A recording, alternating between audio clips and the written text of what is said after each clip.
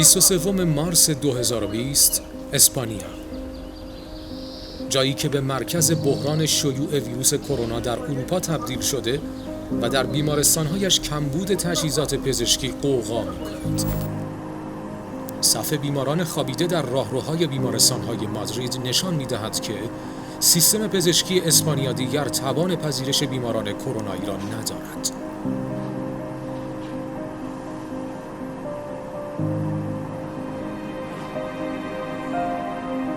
ایتالیا اما اوضاع بدتری دارد.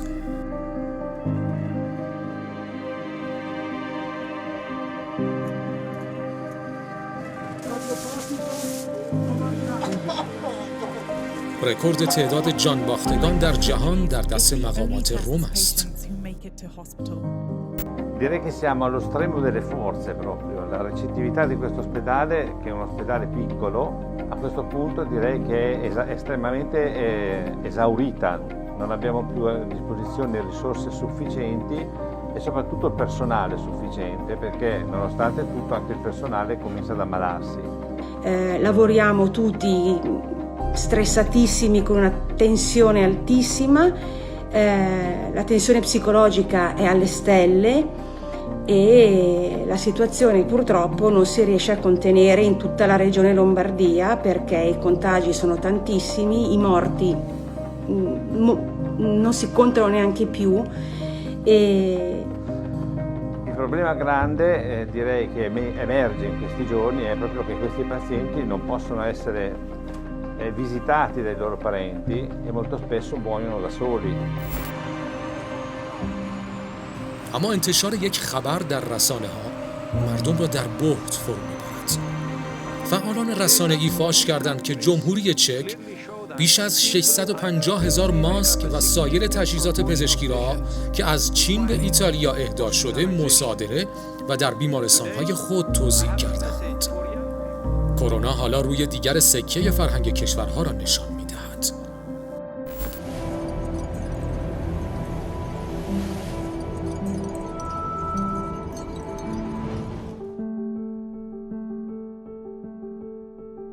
Obviously, we're not going to be shipping too much until now. We do have excess of... بلافاصله از فرانسه و آلمان هم خبر می‌رسد که هر کدام محموله‌ای از ماسک و تجهیزات پزشکی یکدیگر را مصادره کردند.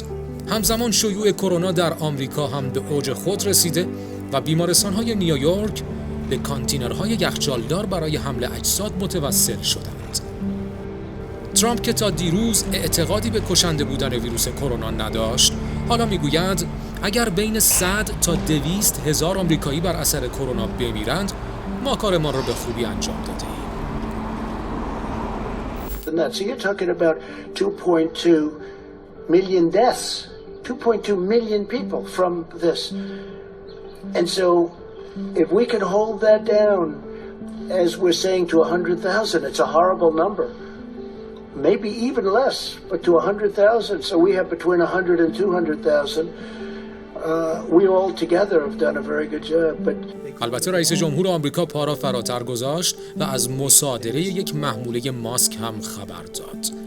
Hier wurde genau vernommen, was Berlins Innensenator Andreas Geisel der USA vorgeworfen hat, Schutzmasken abgezweigt zu haben. Das ist ein Akt moderner Piraterie. Die US-Botschaft teilt uns heute mit, die US-Regierung hat keinerlei Maßnahmen zur Umleitung von für Deutschland bestimmten Lieferungen der Firma 3M ergriffen. Außerdem ist die Rede von Desinformationskampagnen. Auch die erwähnte Firma 3M wisse nichts von der Berliner Bestellung. Fakt ist allerdings, dass US-Präsident Donald Trump Freitagabend verfügte, dass kein amerikanischer Hersteller Schutzmasken noch ins Ausland liefern darf. Und Geisel bleibt bei seiner Version, dass die Berliner Bestellung der Berliner Polizei aufgrund einer US-Direktive storniert und vom Flughafen in Thailand in die USA umgeleitet wurde. Wir haben diese Lieferung auch bezahlt. Die war nach Berlin unterwegs für die Berliner Polizei, weil wir diese Atemschutzmasken dringend brauchen. Und jetzt mal unabhängig davon, ob sie jetzt konfisziert worden sind oder ob sie storniert wurden und dann in die USA umgeleitet worden sind oder ob jemand mit einem Geldkoffer gekommen ist und es in die USA umgeleitet hat. Unsere Schutzmasken sind in der USA gelandet und das ist nicht in Ordnung. Auffällig ist, die US-Botschaft dementiert etwas, was Geisel so gar nicht gesagt hat. Denn er hat die Firma 3M nie erwähnt, auf die sich das Botschaftsdementi aber konkret bezieht. Ein vermeintlich kleiner Konflikt, der aber zeigt, wie hart umkämpft der Markt an Schutzkleidung gerade ist. Am Nachmittag äußert sich sogar die Kanzlerin. Ich finde es wichtig, dass das jetzt auch aufgeklärt wird. Auch das habe ich aus dem Berliner Senat gehört. Wir wissen, dass das Unternehmen sagt, dass sie sich das nicht vorstellen können. Wir haben sehr unterschiedliche Äußerungen und ich hoffe, dass man das wirklich aufklären kann. Diese Aufklärung über die genauen Transportwege der Berliner Bestellung soll nun kommen. Die Innenverwaltung wolle nachvollziehen, wie der Weg der Masken in die USA erfolgte. Was wohl nicht mehr kommen wird, sind die besagten 200.000 bereits bezahlten Schutzmasken. محموله‌ای که به قول او باید در اختیار آمریکا باشد چون به آن نیاز دارد. اما مقامات آلمانی میگویند آمریکا 200,000 ماسک خریداری شده که پلیس برلین را در بین راه از بانکوک مصادره کرده و به نیویورک منتقل کرده است. این یک دزدی دریایی مدرن است. متاسفانه تاریخ گواهی می‌دهد که ایالات متحده آمریکا به طور کلی شرم و حیا ندارد. البته منظور من دولت آمریکاست، چون مردم این کشور انسان‌های مهربانی هستند و از بی‌عدالتی متنفرند. ولی دولت آمریکا همواره این اقدامات را انجام داده، نه فقط در ماجرای ماسک‌های سفارشی آلمان برای مقابله با کرونا، بلکه کمی قبل‌تر و در مورد ایران که ژنرال‌های نامدار را ترور کرد و آمریکا مدام از این اقدامات انجام می‌دهد.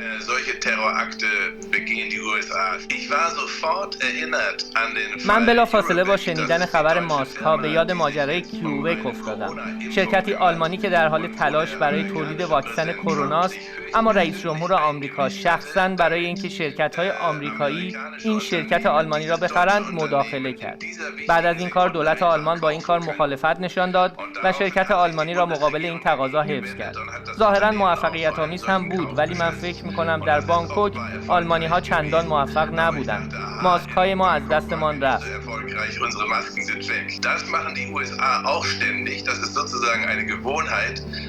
آمریکایی‌ها این کارها را همواره انجام می‌دهند. عادتشان شده. همپیمانی بین آمریکا و آلمان هم شبیه رابطه یک خانواده و نوکرشان است. ما اینجا شرایطی را داریم که به لحاظ قانونی به صورت روشن مستقل نیستیم. داشتن پیمان با واشنگتن را به این معنی که شرکایی با حقوق برابر متحد شوند نمیتوان در ناتو مشاهده کرد، نه در ارتباط میان آمریکا و آلمان. ما دست نشانده‌ای بیش نیستیم، بنابراین واشنگتن ابایی ندارد که چند میلیون ماسک را تصاحب کند.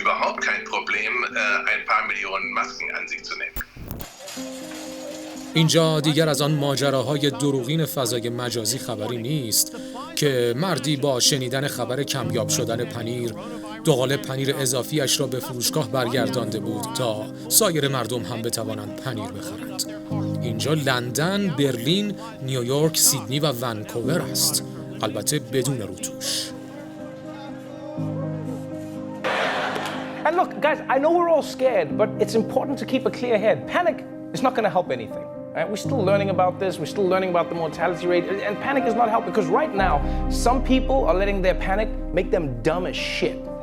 The impact of the coronavirus being felt across the country, now affecting everything from air travel to schools to what's on store shelves or what's not on store shelves in some cases. Some retailers seeing a run on many of the basics. Well, just a crazy scene at a grocery store where toilet paper has been in high demand. Yeah, surveillance video shows a stampede of customers clearing the shelves. Fights over toilet paper breaking out in grocery stores as shelves run empty. People, what are you doing?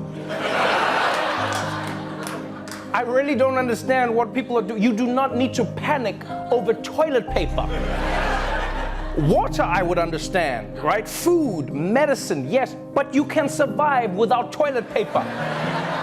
Don't forget, you're in a bathroom. Oh, how will I clean my butt in this room with a shower? Like, I feel like people in first world countries don't know what to panic about. Toilet paper? Are you shitting me? Like, what's next? Oh, people just gonna be running around Walmart like, oh, where's the car wax? Oh!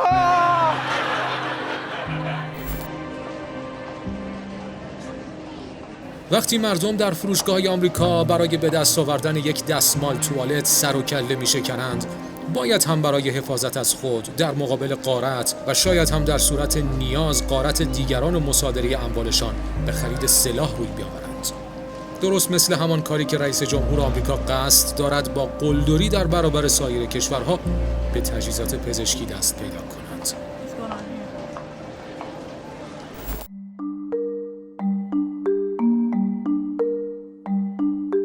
Across the nation, firearm shops are experiencing a boom in sales as customers line up around the block to buy handguns, shotguns, and even the deadliest of assault weapons. Get this, the FBI has processed more background checks in February than in all but 2 other months on record.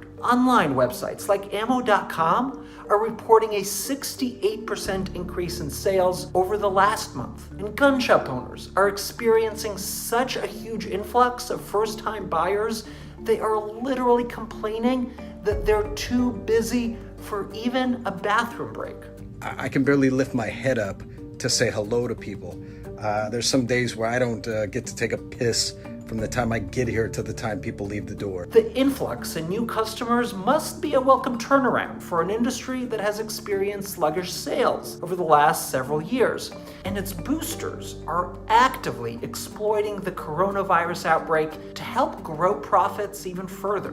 Even independent gun sellers like Armless.com are selling assault weapons with sales pitches like Coronavirus Preparedness Kit, Coronavirus Panic Killer, Coronavirus Zombie Protection. But as Los Angeles County Sheriff explained, the coronavirus gun rush is doing more harm than good. A record 6.6 million Americans filed for unemployment last week. Yeah, 6.6 million people filed for unemployment. And I know it can be hard to wrap your mind around numbers like that. But just look at this graph that came out showing the spike in job losses. You see that? Look at that spike. You've never seen anything like it. It looks like, and that's not the only record being set right now. Over the past month, 3.7 million people have tried to buy guns. Yeah, the highest number the FBI has ever recorded. So during this pandemic, the 2 things people in America want the most are guns and toilet paper, which makes sense, because if I see someone carrying a gun, I shit myself.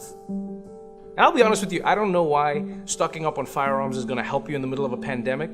If you want to protect yourself from outsiders, you don't need a gun, people. Think out of the box. در این قانون جنگل برای نظام سرمایه‌داری، هشدارهای سازمان جهانی و مدافعان حقوق بشر هم حتی معنایی ندارد. این نامه 200 حقوقدان و فعال حقوق بشری به وزارت خزانه‌داری آمریکاست که با ادله قانونی اثبات می‌کند تحریم‌های آمریکا علیه ایران، ونزوئلا، روسیه و خلاصه سایر کشورها در این شرایط کاملاً خلاف قوانین بین‌المللی است. اما آیا برای کشوری که به راحتی و بدون هیچ نظارت و محکومیتی از سایر کشورها دزدی مدرن می‌کند، قوانین بین‌المللی و حقوق بشری اهمیتی دارند؟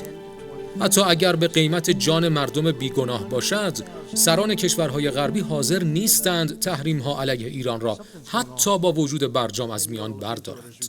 Are you Iranian? Yeah. No, under any circumstances, they're immoral and illegal and reprehensible. But especially now, of course, because I know that Iran is an epicenter, isn't it? Quite high numbers. From what I read, yeah, compared to Italy and Spain, maybe even higher. I'm not sure, but no. U.S. policy on Iran is crazy since the Iranian Revolution. To be quite fair, I don't know. I mean, I know there are sanctions in place. I don't know what they are for, other than political reasons. Yeah. And I wouldn't want to comment on whether politically it's right or wrong. But if medical assistance is required and people need help, they have to. Humanitarian help should never be withheld. But. Yeah, I mean, I think it's ridiculous. I think, like Ryan said, everyone needs to work together right now, and I think it's really irresponsible to use political agendas to come into play when it might be impeding people's lives and it might be stopping people from living. If they're stopping face masks from traveling, then I just think that's completely irresponsible. I think it's awful. در فرهنگ سرمایه‌داری دیگر جان اقشار آسیب‌پذیر و البته پرهزینه برای شرکت‌های بیمه‌ای هم معنایی ندارد. سیستم پزشکی به راحتی به بیمارستان‌ها دستور می‌دهد که دستگاه اکسیژن و سایر خدمات را از مبتلایانی که سن بالا دارند یا به بیماری‌های اوتیسم و فلج مغزی دچارند دریغ کنند. چون این افراد کمکی به اقتصاد سرمایه‌داری نمی‌کنند و مردن آنها صرفاً برای خانواده‌هایشان یک داغ محسوب می‌شود.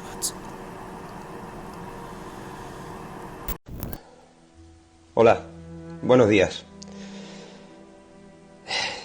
Me cuesta transmitir mucho este mensaje, se me están cayendo las lágrimas. Me han llegado ya un par de audios en el que se está diciendo que personas mayores de 65 años les están quitando los respiradores en Madrid y las están sedando para que mueran, porque no hay respiradores para todos y se los quieren dar a los más jóvenes. Tenemos un deber con esta nación y con nuestros mayores y no les podemos dejar morir de esta manera tan indigna. No podemos. Bueno, la situación en Madrid os la voy a resumir.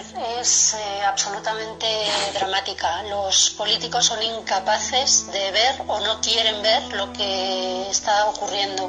Hay una brutalidad de pacientes por enfermera y por médico. No hay material, no hay espacio, no hay respiradores. Mirad, a mucha gente, a muchos pacientes se les tiene que sedar y cogerles de la manita porque la familia no puede estar a su lado, no puede estar con ellos ayudándoles a morir para liberar respiradores para la gente menor de 65 años. Así que chúpate esta, átate los machos, vete a trabajar con este panorama sabiendo que vas a tener que dejar morir a mucha gente. Llora en tu casa, llora por la noche, vete a la mañana siguiente a trabajar.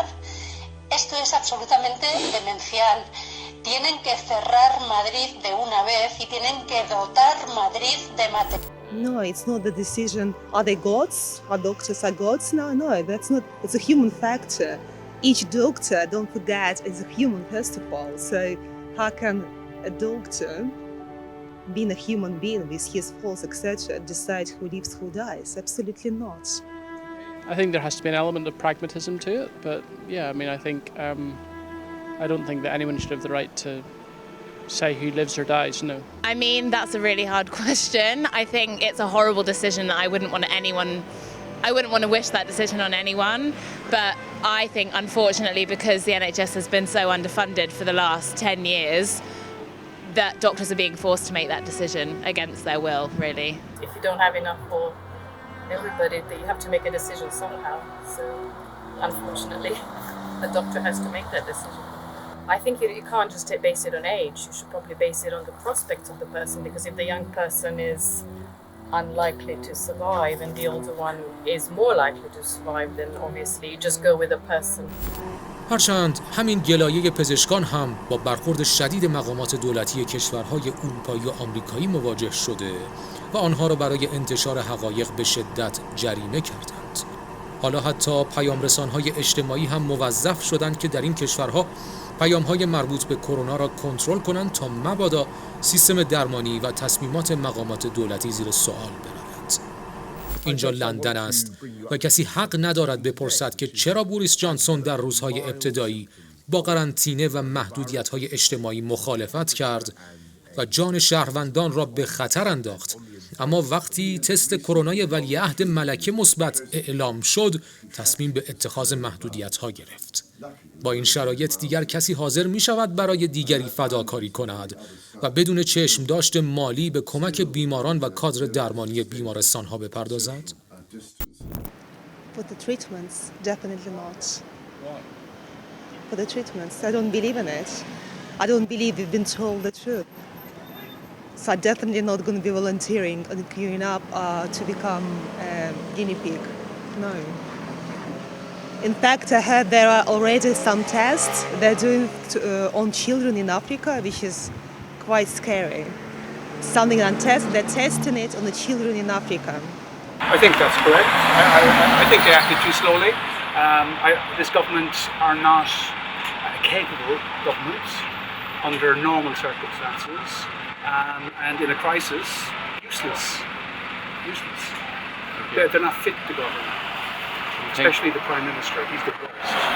He went on, he disappeared for a week to his private residence in the countryside at the end of February, when he knew, and his preliminary advice was just wash your hands.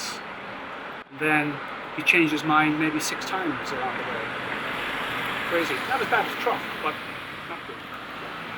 Yes, yeah, I do. Yeah, I think the first 2 weeks when there was the idea of the herd immunity was a bit backward and has cost us quite a few lives. I think in those first 2 weeks or so when that was the idea, if they'd acted a little bit faster, if they got things moving, if they'd made more orders for ventilators and masks, then I think we'd be seeing less of a problem. Yes, definitely. I think the herd immunity approach was ridiculous. And I think if you look at countries like Canada, where a lot of my family are from, they went into lockdown straight away and it's been so much better controlled there. So yeah, I think the government were way too slow to act. اما این همه دنیا نیست. در ایران هستند مردمانی که با هم متحد میشوند و بیمزد و منت برای هم جان میدهند تا هر ویروسی را شکست دهند. مردمی که حسینیه‌ها، مسجدها و کارگاه‌های خود را به خطوط تولید ماسک و مواد بهداشتی تبدیل کرده‌اند و به کمک حاکمیت آمده‌اند تا با کرونا مقابله کنند. صحنه‌ای که در هیچ جای جهان به این وسعت دیده نمی‌شود. شاید همین تفکر است که ایران را در برابر هر گونه تهاجمی شکست ناپذیر کرده و آمریکا را مصمم می‌کند تا نگذارد این تفکر جدید به قدرت و الگویی برای سایر ملت‌ها تبدیل شود، چه با ابزار تحریم و چه با حملات گسترده رسانه‌ای. رسانه‌هایی که اگر هر کدام از این اتفاقات از دزدی مدرن ماسک‌ها گرفته تا غارت فروشگاه‌ها و تلمبار شدن جنازه‌ها در بیمارستان‌ها و از همه مهمتر نادیده گرفتن جان شهروندان در ایران اتفاق می‌افتاد، تا آن را تبدیل به یک بحران نمی‌کردند، دست از افکار عمومی بر نمی‌داشتند.